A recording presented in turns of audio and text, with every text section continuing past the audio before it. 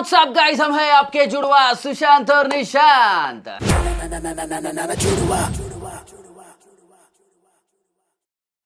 नमस्ते, सत श्री अकाल, अस्सलाम वालेकुम, नमो बुद्धाय। तो गाइस, जैसे कि हम लोग ये वाला पहले वीडियो देखने वाले थे उस दिन, बट इसके पहले वो डिक्टेटर वाला वीडियो आ रहा था, आने वाला था, वो आ गया था। तो फिर सोचा हम लोगों ने, आपने देखा ये कि वो देखा सीरीज वाइज चलते करके पता चलेगा। तो आज हम लोग देखने वाले हैं Arvind Kejriwal jail dictatorship confirm वाला वीडियो, ठीक है, बिल्कुल, जो आप वेट भी कर रहे थे, ठीक है जी। तो इससे अभी पता चल जाएगा अपने को कि क्या शॉट है क्या नहीं है ना, अच्छे से समझ में आ जाएगा। तो ज्यादा बात ना करते हुए सीधा वीडियो पे आते हैं। आपका काम यही है कि नए हो तो चैनल को सब्सक्राइब जरूर करना और इंस्टाग्राम में जरूर फॉलो करना। ऐसे ही प्यार रखो, ऐसे ही सपोर्ट रखो, ऐसे ही सजेशन देते रहो और प्लीज अपने सुझाव भी रखा करो। बिल्कुल, जैसे कि आप रख रहे हो, मैं चाहता हूँ भी कि और लोग भी बात करें, तो हम लोग आपकी कमेंट पढ़ के बिल्कुल हम लोग भी आपकी बातें समझ पाएं। ज्यादा से ज्यादा सब्सक्राइब करो और वीडियो लाइक करो, ठीक है ना। चलो लगा दे सुशांत, देखते हैं और बात करते हैं डिक्टेटरशिप कंफर्म वाला। इस बार क्या बोला है भाई ने, बिल्कुल, तो बात करते हैं। हमारी भी बात करेंगे, आप जैसे अपनी बात करें, हम लोग भी हमारी बात करेंगे। चलो। नमस्कार दोस्तों, क्या हमारा देश तानाशाही की ओर गिरता जा रहा है? एक महीने पहले ये सवाल जब मैंने आप लोगों से पूछा था, जाहिर सी बात है बहुत से लोगों को शॉकिंग लगा था, लेकिन किसी भी सच्चे देशभक्त के लिए जो सही मायनों में देश की परवाह करता है, उसके लिए सवाल बहुत जरूरी है। कुछ लोगों को डाउट हुआ था कि क्या सही में ऐसा हो रहा है या नहीं हो रहा, लेकिन पिछले एक महीने में जो कुछ हुआ है देश में, उसे देखकर तो यकीनन आपकी आंखें खुल जानी चाहिए। दिल्ली के चीफ मिनिस्टर अरविंद केजरीवाल को बिना मनी ट्रेल और बिना कन्विक्शन के अरेस्ट कर लिया गया। 3 में से 2 इलेक्शन कमिश्नर्स को प्रधानमंत्री मोदी की मर्जी के अनुसार अपॉइंट किया गया। इलेक्टोरल बॉन्ड्स, इतिहास के सबसे बड़े घोटाले की खबरों को टीवी चैनलों से और अखबारों से गायब कर दिया गया। देश की सबसे बड़ी ऑपोजिशन पार्टी कांग्रेस कह रही है कि उनके बैंक अकाउंट्स को फ्रीज किया जा चुका है, वो कैंपेन नहीं कर पा रहे। सालों पुराने केसेस को लेकर इलेक्शन से एकदम पहले इनकम टैक्स डिपार्टमेंट ने इन पर 1700 करोड़ का फाइन लगा दिया। रिपोर्ट किया जा रहा है कि कम्युनिस्ट पार्टी पर भी 11 करोड़ का फाइन लगा दिया। देश भर से खबरें आ रही हैं कि कैसे ऑपोजिशन के कैंडिडेट्स डिक्लेयर होते ही उन पर ईडी और आईटी के नोटिस आ जा रहे हैं। और कांग्रेस का तो ये तक कहना है कि उन्हें अखबारों में पेड एडवर्टाइजमेंट्स छापने तक नहीं दिया जा रहा। इसको छपवाने के लिए हमने नीचे अपना नाम भी दिया, सारा ब्यौरा दिया कि चंदा दो धंधा लो चल रहा था। इस विज्ञापन को छापने से मुख्य जो अखबार थे उन्होंने मना कर दिया। ये क्या हो रहा है देश में? क्या इस तरीके से इलेक्शंस लड़ी जाएंगी? हम लोग क्या कर सकते हैं यहाँ पर देश की डेमोक्रेसी को बचाने के लिए? इन सब सवालों के जवाब इस वीडियो में जानते हैं। और कुछ लोग जिन्हें अभी भी लगता है कि डेमोक्रेसी सुरक्षित है देश में अभी भी, या फिर जिन्हें लगता है कि तानाशाही अच्छी चीज होगी देश के लिए, इनके सवालों को भी आंसर करते हैं।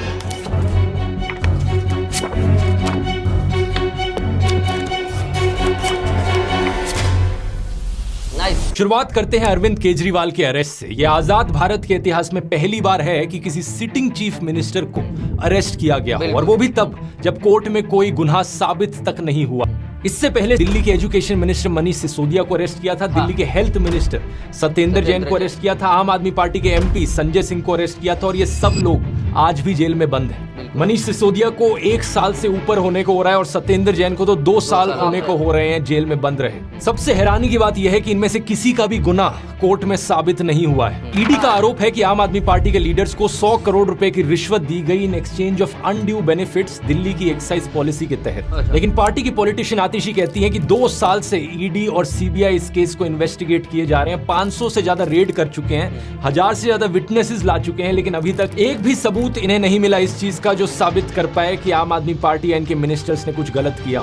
मनीष सिसोदिया के लॉयर ने यही चीज बताने की कोशिश करी थी दिल्ली हाई कोर्ट को कि यहाँ पर कोई मनी ट्रेल नहीं है। इनफैक्ट इस पॉलिसी से देश की जनता को फायदा हुआ, क्योंकि सरकार का रेवेन्यू बढ़ गया था इस पॉलिसी की वजह से, जिसको बाद में इस्तेमाल किया जा सकता स्कूल और अस्पताल बनाने के लिए। तो सवाल ये उठता है कि अगर कोई सबूत ही नहीं है तो कोर्ट इन्हें बेल क्यों नहीं दे रहा? इसके पीछे कारण है PMLA, prevention of money laundering act का कानून। स्पेसिफिकली कहा जाए तो 2018 में जो इस कानून में अमेंडमेंट करी गई थी मोदी सरकार के द्वारा, इस अमेंडमेंट में सरकार ने बेल की कंडीशंस बदल दी, बेल लेने को और मुश्किल बना दिया। बाकी कानूनों में क्या होता है, innocent until proven guilty, bail मिलना आपका अधिकार कंसिडर किया जाता है। लेकिन PMLA में अब क्या हो गया है, गिल्टी अंटिल प्रूवन इनोसेंट, आपको तब तक बेल नहीं मिलेगी जब तक आप अपने आप को इनोसेंट ना साबित करो। इसी 2018 की अमेंडमेंट में ईडी को और ताकत भी दे दी गई थी। इन चीजों को अरविंद केजरीवाल ने खुद भी एक्सप्लेन किया था अपनी अरेस्ट से पहले। ईडी के केसेस में जमानत क्यों नहीं मिल रही लोगों को? अब ये पूरा कानून इन्होंने ईडी में पलट दिया। अब इसमें हो गया you are guilty till proved innocent. इस कानून में इन्होंने ये लिखा है कि आपके ऊपर आरोप लगेगा, आपके ऊपर एफआईआर होगी, झूठा सच्चा जो मर्जी आरोप लगा दें, आपको गिरफ्तार कर लिया जाएगा और आपको बेल तब तक नहीं मिलेगी जब तक आपका मुकदमा पूरा नहीं हो जाता और आप इनोसेंट प्रूव नहीं हो जाते। लेकिन बात सिर्फ इतनी सिंपल नहीं है दोस्तों। अरविंद केजरीवाल के इस अरेस्ट के पीछे एक इलेक्टोरल बॉन्ड घोटाले का भी कनेक्शन। कोर्ट में जो हियरिंग हुई उसके अनुसार अरविंद केजरीवाल को 4 लोगों की स्टेटमेंट्स के बल पर अरेस्ट किया ईडी ने। उनमें से एक इंसान है शरद चंद्र रेड्डी, जो कि ऑरबिंदो फार्मा कंपनी के हेड हैं। 9 नवंबर 2022 की बात है कि ईडी ने रेड्डी को बुलाया था पूछताछ के लिए इस एलिजिड लिकर स्कैम के केस में। उन्होंने जो स्टेटमेंट दी उस दिन वो केजरीवाल के फेवर में थी, लेकिन अगले ही दिन 10 नवंबर 2022 को ईडी इन्हें अरेस्ट कर लेती है। इनके अरेस्ट होने के सिर्फ 5 दिन बाद इनकी कंपनी ऑरबिंदो फार्मा ने 5 करोड़ रुपए का चंदा डोनेट किया बीजेपी को इलेक्टोरल बॉन्ड्स के जरिए। ये चीज हम जानते हैं इलेक्टोरल बॉन्ड डेटा को देखकर। आप क्रोनोलॉजी समझ लीजिए। ये करीब 6 महीने तक जेल में रहते हैं। अरविंद केजरीवाल ने कोर्ट में कहा कि इन्होंने 9 अलग अलग स्टेटमेंट्स दी इस 6 महीने के पीरियड में, जो कि सारी स्टेटमेंट्स केजरीवाल के फेवर में थी। उसकी अरेस्ट हुई, उसके बाद उसके 9 स्टेटमेंट्स होते हैं। 9 स्टेटमेंट्स वो मेरे खिलाफ नहीं बोलता। उसके बाद 6 महीने उसको अरेस्ट करने के बाद 25 अप्रैल को वो टूट जाता है। लेकिन 25 अप्रैल 2023 को 6 महीने जेल में रहने के बाद अगली स्टेटमेंट जो देते हैं वो केजरीवाल के खिलाफ होती है। अगले ही महीने मई 2023 को ईडी इन्हें बेल दे देती है और जून 2023 में ये ईडी के अप्रूवर बन जाते हैं इस केस में। और बेल मिलने के करीब 6 महीने बाद इनकी कंपनी 25 करोड़ रुपए की और डोनेशन करती है बीजेपी को। अब देख रहे हो दोस्तों किस लेवल का खेल खेला जा रहा है। इलेक्टोरल बॉन्ड्स का डेटा हमें बताता है कि टोटल में इनकी कंपनी ने 52 करोड़ रुपीस की बॉन्ड्स खरीदी थी, जिनमें से 2/3 करीब 34 करोड़ रुपीस बीजेपी के पास गई, 15 करोड़ बीआरएस के पास और 2.5 करोड़ टीडीपी के पास। यही कारण कि आतिशी ने कहा कि इस एलिजिड लिकर स्कैम का जो मनी ट्रेल है वो आम आदमी पार्टी के पास नहीं बल्कि बीजेपी के पास जाता है। ये है मनी ट्रेल, शरद चंद्र रेड्डी की कंपनियों द्वारा दिया गया भारतीय जनता पार्टी के बैंक अकाउंट में पैसा। जो बाकी 3 लोग हैं जिनकी स्टेटमेंट्स की वजह से अरविंद केजरीवाल को अरेस्ट किया गया, उनकी कहानियों में भी ऐसी ही क्रोनोलॉजीज आपको देखने को मिलेंगी। शायद यही कारण कि अरविंद केजरीवाल एक के बाद एक समन्स मिस किए जा रहे थे ईडी के, और उन्होंने ईडी के इन सारे समन्स को इलीगल ठहराया। उनके अनुसार ईडी का मकसद सिर्फ और सिर्फ इन्हें किसी भी बहाने से अरेस्ट करना था, जिससे कि पार्टी को खत्म किया जा सके और दिल्ली और पंजाब की सरकारों को गिराया जा सके। एक 8 मिनट की ऑडियो रिकॉर्डिंग है इस केस की, जब अरविंद केजरीवाल खुद को कोर्ट में डिफेंड कर रहे थे। अगर आप वो सुनना चाहें तो उसका लिंक डिस्क्रिप्शन में है। अरविंद केजरीवाल के अरेस्ट पर रिएक्ट करते हुए कांग्रेस पॉलिटिशियन राहुल गांधी ने कहा, डरा हुआ तानाशाह एक मरा हुआ लोकतंत्र बनाना चाहता है। नेताओं को धमकाया जाता है, पैसे देकर सरकारों को गिराया जाता है, नेताओं को जेल में डाला जाता है। ये पूरी की पूरी मैच फिक्सिंग करने की कोशिश की जा रही है। 100%। मीडिया समेत सभी संस्थाओं पर कब्जा, पार्टियों को तोड़ना, कंपनियों से हफ्ता वसूली, मुख्य विपक्षी दल का अकाउंट फ्रीज करना और अब तो चुने हुए मुख्यमंत्रियों की गिरफ्तारी भी आम बात हो गई। कांग्रेस पार्टी को यहाँ अलग तरीकों से खत्म करने की कोशिश करी जा रही है और ये कोशिश भी कई महीनों से जारी है। पिछले साल अगस्त के महीने में राहुल गांधी पर एक बहुत ही अजीबोगरीब डिफेमेशन केस किया गया, जिसके जरिए उन्हें डिस्क्वालीफाई करने की कोशिश करी गई थी। इस केस की मैंने डिटेल में इस वीडियो में बात करी थी, जिसमें सूरत के कोर्ट ने 2 साल की सजा सुनाई राहुल गांधी को। वो तो सुप्रीम कोर्ट ने इसे होने से रोक दिया, नहीं तो आज के दिन देश की 2 सबसे बड़ी ऑपोजिशन पार्टीज के टॉप लीडर्स जेल में होते हैं। लेकिन अब क्या किया जा रहा है? कांग्रेस का दावा है कि उनके बैंक अकाउंट्स को फ्रीज कर दिया गया है। इसके पीछे क्या कारण दिया जा रहा है? इनकम टैक्स डिपार्टमेंट का कहना है कि कांग्रेस ने अपने रिटर्न्स फाइल नहीं किए थे डेडलाइन के टाइम पर। इसके अलावा एक 31 साल पुराना केस कांग्रेस का खोला जा रहा है। 1993-1994 का इनकम टैक्स डिपार्टमेंट का कहना है कि वहां पर कुछ हुआ था उस समय पर, अब हम उसका पीनल चार्जेस मांगते हैं। और 29 मार्च को आईटी डिपार्टमेंट ने 1700 करोड़ का नोटिस दिया कांग्रेस पार्टी को। और सेम दिन रिपोर्ट में आया कि कम्युनिस्ट पार्टी पर भी 11 करोड़ रुपए की पेनल्टी लगा दी आईटी डिपार्टमेंट ने। किस कारण से? क्योंकि उन्होंने पुराना पैन कार्ड यूज किया था। हर एक ऑपोजिशन पार्टी को इसी तरीके से टारगेट किया जा रहा है। इस ट्वीट को देखिए। टीएमसी पार्टी के कैंडिडेट साकेत गोखले ने लिखा कि पिछले 72 घंटे में इन्हें 11 अलग अलग इनकम टैक्स के नोटिस आ गए। कुछ तो 7-7 साल पहले के नोटिस हैं। क्या ऐसे होंगी देश में फ्री और फेयर इलेक्शंस? हालातों को देखकर इस फिल्म की याद आती है। फ्री और फेयर इलेक्शंस की बात कर रहा हूँ गाइस। मैं अभी वोट करने गया था। जिस ग्रामीण विभाग में हमारा वोटिंग है, उधर मेरा है। मैं बात कर रहा हूँ फ्री एंड फेयर इलेक्शंस की बात अगर चल रही है तो मेरा नाम है, मेरे भाई का नाम है, मेरे दीदी का नाम है, दोनों दीदियों का नाम है, मेरे मम्मी पापा का नाम गायब है, डिलीट है। और ऐसे हम वहां पे बैठते हैं, हम बातचीत कर रहे कि ऐसा कैसा हो गया, और 10-15 लोग और 20-25 लोग आ गए कि हमारा नाम ही नहीं, हमारा नाम है, डिलीटेड दिखा रहे, डिलीटेड। ये कैसे हुआ? मुंबई में भी ये हुआ, हाँ, हर जगह हो रहा है ये। और अपन ने एक अभी न्यूज देखे थे, मेरा दोस्त है साकार, उसकी मम्मी का जो है ना नाम हट गया है, पुणे में वो रहते हैं, हाँ बिल्कुल, नाम हट गया। सोचो क्यों, क्या है इसके पीछे क्या है, मुझे बताओ। ये तो आप, चलो आप बोलते हो कि ये ब्रेन वॉश करा, ये तो मेरी आंखों देखा हाल है। फिर बिल्कुल बोलो, ये तो पहली बात हो गई। ऐसे भी बहुत सारे मैं एक एक करके अभी जैसे मैं बहुत सारे मैसेजेस भी देखता हूँ कि ये अपने ध्रुव भाई इनके लिए काम करते हैं, किनके लिए? अपने केजरीवाल के लिए। हाँ। अब अगर देखा जाए तो फिर मीडिया भी तो पूरा इनके लिए काम करते हैं। इंडियन मीडिया, सिर्फ इंडियन मीडिया तो फिर जो आप लोग गोदी मीडिया बोलते हो, वो तो फिर ये तो चलो एक बंदा इनके लिए काम कर रहा है, सपोज पकड़ लो कि ये एक बंदा, और उसने अरविंद केजरीवाल के लिए काम कर रहा है, और उसने बार बार बोला कि अगर मेरे को करना ही रहता था तो सबसे रईस पार्टी जो है उनसे मैं पैसा लेके करता था। बिल्कुल। तो मैं ये बोल रहा हूँ कि चलिए ये एक बंदा अरविंद केजरीवाल जी को सपोर्ट कर रहा है, चलो ठीक है, पर हमारी इंडियन मीडिया तो पूरा चैनल तो मोदी जी को दिखा रही है, और झूठ दिखा रही है, सच भी नहीं, झूठ दिखा रही है। बिल्कुल। कितने सारे ऐसे मामला आपके सामने है जो टीवी पे नहीं दिखते आपको, बिल्कुल, इंटरनेट पे दिखते हैं। बिल्कुल। तो फिर यही है। बट तो भी मैंने बोला है, तो भी उसके बारे में बात नहीं की जाती। तो भी मैंने पब्लिक को बोला है कि आप इनके अगेंस्ट अगर कोई वीडियो निकाल रहा है और फैक्ट के साथ निकाल रहा है, तो मैं जरूर, जैसे ध्रुव राठी की सीरीज खत्म होती है ना, मैं उन पे भी रिएक्ट करूंगा, इन पे भी बात करूंगा। बिल्कुल, समझ रहे हो? ये बात ध्यान में रखना। तो आप लिखते रहो, हम लोग एक एक देख रहे हैं, और उस पे फिर जैसे ये वाली सीरीज खत्म होती है वो चालू करते हैं, एक एक करके सब चालू करेंगे। और आपका भी काम है कि और भी कौन सी ध्रुव राठी की वीडियो चाहिए, जरूर कमेंट सेक्शन में बताना। बिल्कुल बिल्कुल। होंगी देश में फ्री और फेयर इलेक्शंस। हालातों को देखकर इस फिल्म की याद आती है, the dictatorship. Exactly, the dictator नाम की एक कॉमेडी फिल्म जो कि एक सैटारिकल कहानी सुनाती है। एक फिक्शनल डिक्टेटर रेस जीतने के लिए डिक्टेटर किसी भी हद तक जाने को तैयार है। आज जो भी ये सब हो रहा है देश में, इसकी खबर दुनिया भर में पहुंच रही है दोस्तों। पहले जर्मनी की तरफ से स्टेटमेंट आई, फिर अमेरिका ने स्टेटमेंट दी, और अब तो यूनाइटेड नेशंस भी कहने लग रहा है। वो उम्मीद करते हैं कि इंडिया में लोग फ्री और फेयर तरीके से वोट कर पाएंगे, सबके राइट्स को प्रोटेक्ट किया जाएगा। सरकार के इन कारनामों की वजह से दुनिया भर में भारत की रेपुटेशन नीचे गिर रही है। कुछ बीजेपी के पॉलिटिशियंस तो अब ओपनली कह रहे हैं हम 400 से ज्यादा सीट लाना चाहते हैं ताकि हम देश का कॉन्स्टिट्यूशन बदल सके। इस खबर को देखो, 27 मार्च को शिवसेना ने अपने पॉलिटिशियन अमोल कीर्तिकर को कैंडिडेट घोषित किया। ये हुआ सुबह के 9 बजे, और सिर्फ 1 घंटे बाद 10 बजे इन्हें ईडी का नोटिस आ गया। अमोल कीर्तिकर जी जैसे उनका नाम घोषित हुआ, उनको ईडी का समस्या है। ये दबाव तंत्र है, ये डराने की कोशिश है।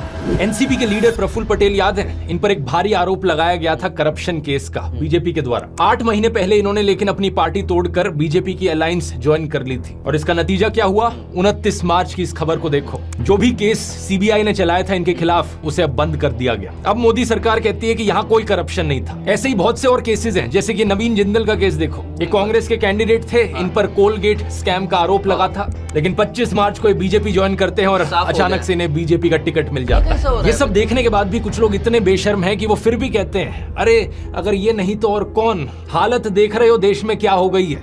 हालत ये हो गई है कि कोई भी और ऑप्शन यहाँ पर बेहतर है। देश में इलेक्शंस को फेयर तरीके से कंडक्ट करवाने की रिस्पॉन्सिबिलिटी आती है इलेक्शन कमीशन के ऊपर, लेकिन वहां अपनी अलग कहानी चल रही है। 9 मार्च 2024 को इलेक्शन कमिश्नर अरुण गोयल ने अपनी पोस्ट से रिजाइन कर दिया। Chief election commissioner Rajiv Kumar का कहना था कि उन्होंने ये इस्तीफा दिया क्योंकि हेल्थ कंसर्न्स थे उनको, लेकिन द हिंदू अखबार के अनुसार उनके पास के जो लोग थे उनका कहना है कि एक्चुअली में अरुण गोयल की जो हेल्थ थी वो परफेक्ट थी। कारण इसके पीछे ये बताया जा रहा है कि chief election commissioner Rajiv Kumar और इलेक्शन कमिश्नर अरुण गोयल के बीच में असहमतियां थी। अब इसके अलावा एक और इलेक्शन कमिश्नर की पोस्ट खाली पड़ी थी। देश में 3 इलेक्शन कमिश्नर्स होते हैं, इनके रेजिग्नेशन के बाद 2 पोस्ट खाली हो गई। 2 नए इलेक्शन कमिश्नर्स को कैसे अपॉइंट किया जाए और कौन अपॉइंट करेगा। मैंने पिछले वीडियो में आपको बताया था कि मार्च 2023 में 5 जज कॉन्स्टिट्यूशन बेंच था सुप्रीम कोर्ट का, जिन्होंने ऑर्डर किया कि इलेक्शन कमिश्नर्स की अपॉइंटमेंट होनी चाहिए 3 लोगों की कमेटी के द्वारा, prime minister, leader of opposition और चीफ जस्टिस ऑफ इंडिया। लेकिन मोदी सरकार करीब 3.5 महीने पहले एक नया कानून लाई यहां पर और कहा कि नहीं, इलेक्शन कमिश्नर्स की अपॉइंटमेंट में चीफ जस्टिस नहीं होंगे, हमारी ही सरकार का यूनियन मिनिस्टर होगा और प्राइम मिनिस्टर होंगे और एक लीडर ऑफ ऑपोजिशन सही। इसके अनुसार 2 नए इलेक्शन कमिश्नर्स अपॉइंट किए जाते हैं। 3 लोगों की जो कमेटी बनाई गई उसमें थे प्रधानमंत्री मोदी, दूसरे थे होम मिनिस्टर अमित शाह और तीसरे थे एक ऑपोजिशन पॉलिटिशियन अधीर रंजन चौधरी। लेकिन इस अपॉइंटमेंट के वक्त भी प्रॉपर प्रोसीजर नहीं फॉलो किया गया। अधीर रंजन चौधरी ने कहा कि एक रात पहले उन्हें 212 नामों की लिस्ट दी गई और मीटिंग से एकदम पहले उन्हें 6 नामों की शॉर्ट लिस्ट दी गई और उन्हें समय ही नहीं दिया गया जज करने के लिए कि किसे अपॉइंट करना चाहिए, उनका बैकग्राउंड क्या है, लोगों का उनका एक्सपीरियंस कितना है, उनकी इंटीग्रिटी कितनी है। प्रधानमंत्री मोदी और अमित शाह ने अपनी मर्जी से इन 2 इलेक्शन कमिश्नर्स को अपॉइंट कर दिया। सुप्रीम कोर्ट ने अपनी तरफ से कंसर्न जरूर एक्सप्रेस किया कि ये गलत है कि इस तरीके से सही डिटेल्स नहीं दिखाई गई, लेकिन उसके अलावा कोर्ट ने कोई एक्शन नहीं लिया। कोर्ट ने कहा कि बहुत केओस हो जाएगा अगर हम 2 अपॉइंटमेंट्स को रोक दे तो कौन थे ये 2 नए इलेक्शन कमिश्नर्स जिन्हें अपॉइंट किया गया? पहले थे ज्ञानेश कुमार, एक रिटायर्ड आईएएस ऑफिसर जो कि एक्चुअली में 2016 से 21 के बीच में होम मिनिस्ट्री के अंदर काम करते थे अंडर अमित शाह। दूसरे हैं सुखबीर संधू जो कि रिटायर्ड आईएएस ऑफिसर है और 2014 से लेकर 2023 के बीच में इन्होंने पहले ministry of human resource development में काम किया, चेयरपर्सन ऑफ NHAI रहे और चीफ सेक्रेटरी रहे उत्तराखंड के। क्या इन इलेक्शन कमिश्नर से एक्सपेक्ट किया जा सकता है कि ये फेयर तरीके से लोकसभा की इलेक्शंस कंडक्ट करवाएंगे? ये टाइम ही बताएगा। अब हमारे देश में अगर कोई इंस्टीट्यूशन सही तरीके से काम नहीं कर रहा है तो जिम्मेदारी जुडिशरी पर आती है, लेकिन देश के कोर्ट्स में भी जो कहानी चल रही है वो भी ज्यादा अलग नहीं है। 8 मार्च को एक बहुत ही शॉकिंग केस देखने को मिला। कैलकाटा हाई कोर्ट के जज अभिजीत गांगोपाध्याय ने अपनी पोजीशन से रिजाइन कर दिया और कुछ ही दिनों बाद फॉर्मली भारतीय जनता पार्टी को ज्वाइन कर लिया। इन्होंने खुद एडमिट किया कि रेजिग्नेशन से पहले ही इन्होंने बीजेपी को अप्रोच किया था और एक रीसेंट इंटरव्यू में इन्होंने बताया कि इन्हें बड़ी मुश्किल होती है गांधी और गोडसे के बीच चुनने में। ऐसे जजेस अगर पॉलिटिकल पार्टीज के कांटेक्ट में रहेंगे तो क्या हमारी जुडिशरी को आजाद कहा भी जा सकता है? आप ही बताइए। कोर्ट कचहरी के सिस्टम में अक्सर एक बात बार बार दोहराई जाती है, bail is the rule, jail is an exception. इसका मतलब है कि बेल मिलना अधिकार है लोगों का, लेकिन आज के दिन चीफ जस्टिस ऑफ इंडिया कह रहे हैं कि डिस्ट्रिक्ट कोर्ट्स में जेल रूल बनता जा रहा है। लोअर कोर्ट्स के जजेस बेल देने से झिझक रहे हैं। एडवोकेट दुष्यंत दवे के अनुसार जजेस पर प्रेशर है, एक डर का माहौल है, जजेस को अपनी फैमिलीज की चिंता होती है। अब कुछ लोग कहेंगे कि अगर देश में हालत सही में इतनी बुरी है तो मैं ये वीडियो कैसे बना पा रहा? अगर देश सही में डिक्टेटरशिप की ओर गिरता जा रहा है तो मेरा मुंह बंद कैसे नहीं कराया गया अभी तक? अगर लोकतंत्र खत्म हो जाए तो ऐसी चीज चल ही नहीं सकती है यहाँ पे। द प्रिंट के शेखर गुप्ता ने भी यही आर्ग्यूमेंट उठाया था मेरे पिछले वीडियो के बाद। इन सब लोगों के लिए मेरा एक सवाल है, स्क्रीन पर इस वीडियो को देखो और मुझे बताओ कि ये गाड़ी टूटी हुई है या सही सलामत है। अब कोई भी नॉर्मल इंसान कहेगा ऑब्वियसली भाई टूटी हुई गाड़ी है, लेकिन शेखर गुप्ता का लॉजिक अगर यहाँ इस्तेमाल किया जाए तो वो कहेंगे देखो गाड़ी में ड्राइवर बैठा है, गाड़ी चल रही है, इसका मतलब गाड़ी सही सलामत है। कोई सेंस है इस बात का? मेरा मुंह बंद नहीं हुआ अभी तक, इसकी खुशी मना रहे हो, और उनका क्या जिनका मुंह बंद ऑलरेडी कराया जा चुका है? इस न्यूज हेडलाइन को देखिए, 6 लोगों को अरेस्ट किया गया और 100 से ज्यादा FIRs कराई गई सिर्फ इसलिए क्योंकि लोग पोस्टर चिपका रहे थे मोदी हटाओ देश बचाओ के। लेट पवन जायसवाल पर 4 सेक्शंस के अंडर केसेस फाइल किए गए सिर्फ इसलिए क्योंकि उन्होंने ये रिपोर्ट किया स्कूल में मिड डे मील के तौर पर बच्चों को नमक के साथ रोटियां खिलाई जा रही हैं। ये एक बहुत बड़ी लॉजिकल फैलेसी है जिसे फॉल्स डिलेमा कहा जाता है। चीजों को जबरदस्ती ब्लैक एंड व्हाइट बना देना कि या तो देश एक डेमोक्रेसी है या फिर एक डिक्टेटरशिप है, बीच में कुछ हो ही नहीं सकता। मैंने कभी नहीं कहा था कि देश ऑलरेडी 100% डिक्टेटरशिप बन गया, ये तो नहीं बोला है। मैंने कहा था देश डिक्टेटरशिप की ओर गिर रहा है और अभी भी यही कह रहा हूं। ये डेमोक्रेसी और डिक्टेटरशिप ये एक स्पेक्ट्रम है, एक स्केल है बहुत बड़ा।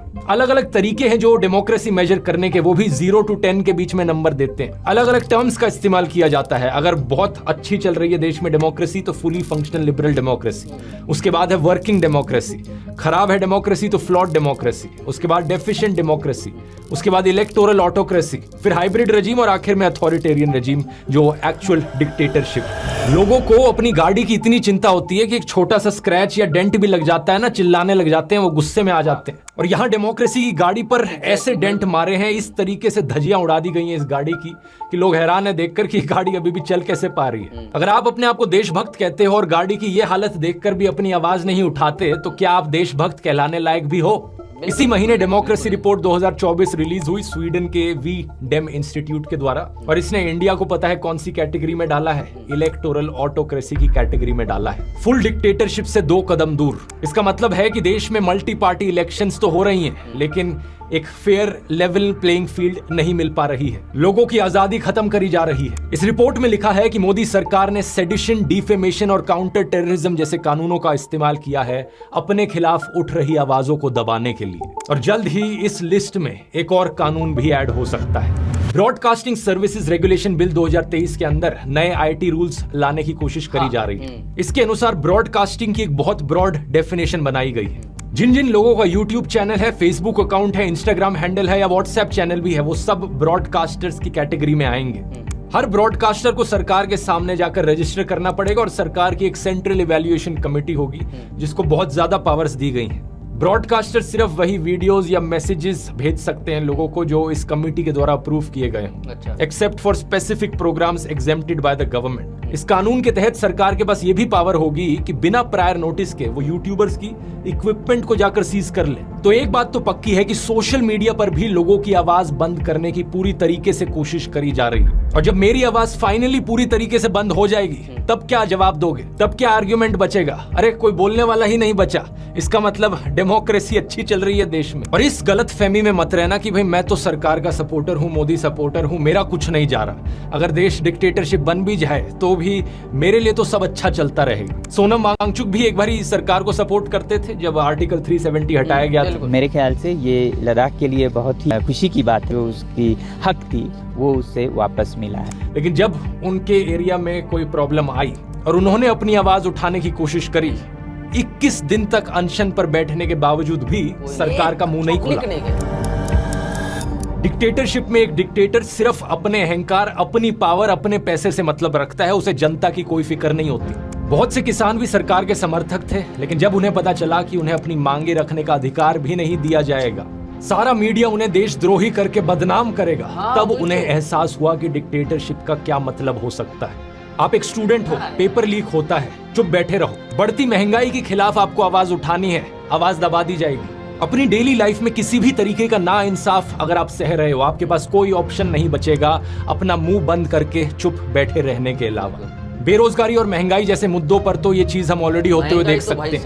अगस्त 2023 में minister of state Jitendra Singh ने पार्लियामेंट को बताया कि 9,60,000 से ज्यादा सेंट्रल गवर्नमेंट जॉब्स वेकेंट पड़ी हैं। प्राइवेट जॉब्स की बात करी जाए तो हायरिंग प्लेटफॉर्म इंडीड ने फरवरी के इस साल में बताया कि दिसंबर 2021 से फ्रेशर जॉब पोस्टिंग्स डिक्लाइन होती जा रही हैं। मार्च 2024 की ये रिपोर्ट फ्रंटलाइन की है, आईटी सेक्टर में भी हायरिंग डिक्लाइन देखने को मिल रहा है। जॉब्स की सिचुएशन इतनी खराब है कि हरियाणा सरकार को 10,000 से ज्यादा कॉन्ट्रैक्चुअल लेबर की नौकरियां एडवर्टाइज करनी पड़ी इजराइल में। एक ऐसा देश जो वॉर जोन बना बैठा है, हरियाणा के यूथ को वहां भेजा जा रहा है सरकार के द्वारा। ये हालत है देश में जॉब्स की। और महंगाई की तो क्या ही बात करनी, पेट्रोल का दाम 90 रुपए से लेकर 110 रुपए तक पहुंच चुका है। जनवरी 2024 की रिपोर्ट बताती है कि यूनाइटेड नेशंस का जो फूड प्राइस इंडेक्स है वो ग्लोबल फूड इन्फ्लेशन को -10.1% पर डालता है। यानी दुनिया भर में खाने के प्राइसेस कम हो रहे हैं, लेकिन इंडिया में फूड प्राइस इंडेक्स इन्फ्लेशन क्या है दिसंबर 2023 की 9.5% पर। सरकार खुद 80 करोड़ से ज्यादा लोगों को फ्री खाना बांटती है। बताओ क्या जरूरत पड़ी 80 करोड़ लोगों को